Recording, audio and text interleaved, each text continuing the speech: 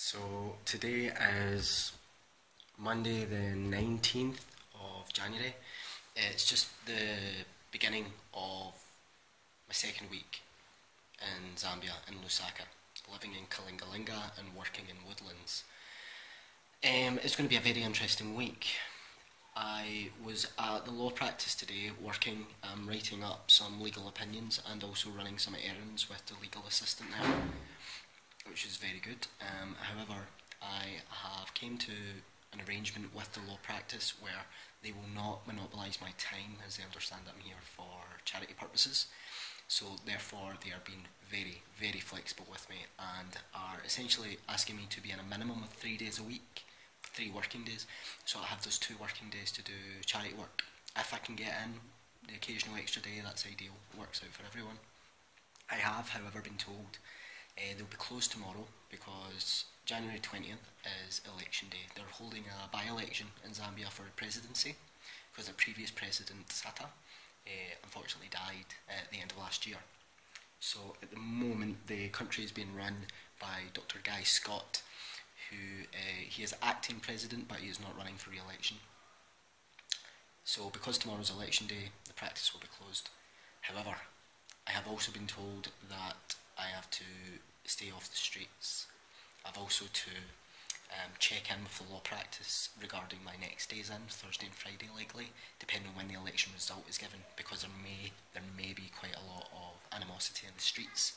There are 2 leading parties, the PF, the Patriotic Front, who are the incumbent party, and their representative, Edgar Lungu, is campaigning to take over the presidency. The opposing party, there's about 11 parties, but there's 2 leading ones. The opposing party is UPND, and they are represented by colour red, PF is represented by colour green, and if you walk down the streets it's just red v green, red v green.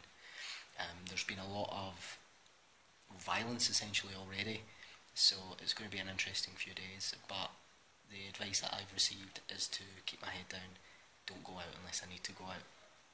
So once again, more updates as they happen. Well, it's now Saturday the 24th of January. It's the hottest day I've encountered since I got here. I've already been out and about. I have got some footage of Kalingalinga just so people understand exactly the conditions that people are living in here. And that will hopefully be up at the end of this particular blog. In regards to the election, there is still no result.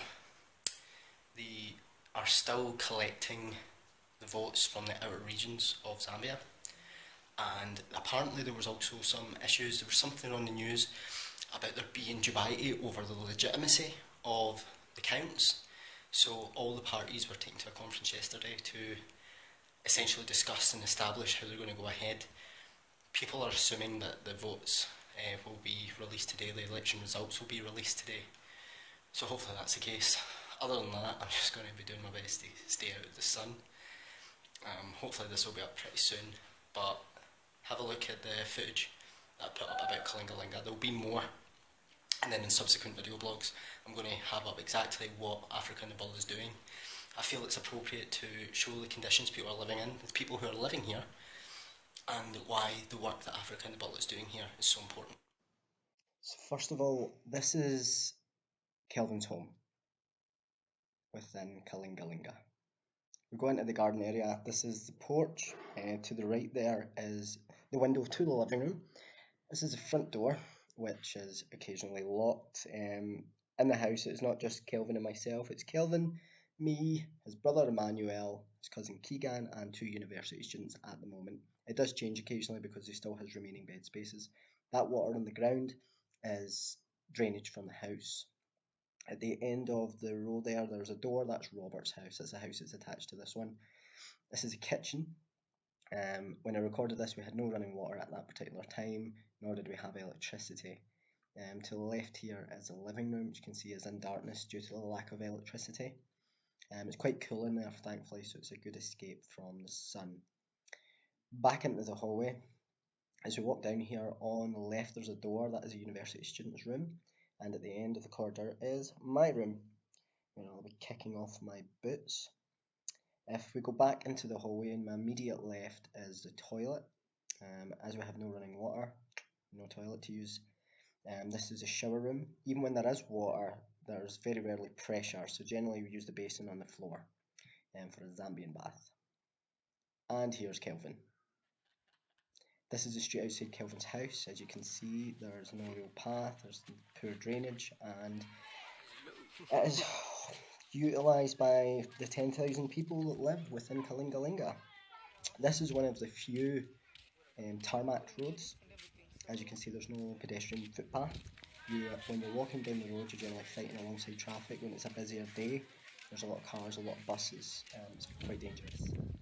At the end of the road here is one of the local authorities' rubbish drop-off points. They are supposed to pick them up very regularly. As you can see, they do not. They are left out in the street. This is the rubbish from quite a large part of Kalingalinga, and there's a number of points like this, and they're just as overfilled. On the far left there is the container that once filled is supposed to be removed and replaced. I couldn't even tell you the last time it was done. There's normally children playing during the day in that rubbish. As you can see, it is quite a quiet day today. It's actually a national holiday. This is another street. As you can see, there's shops to each side of the road. And this is the centre of the community. This is the football pitch. Once again, it's a national holiday. The father of one of the former leaders of Zambia died, so they declared a national holiday where no sporting events or social events take place. So I'll get footage of this on a typical day, as well as footage of the team playing. And on the wall, home of Kalingalinga on the ball.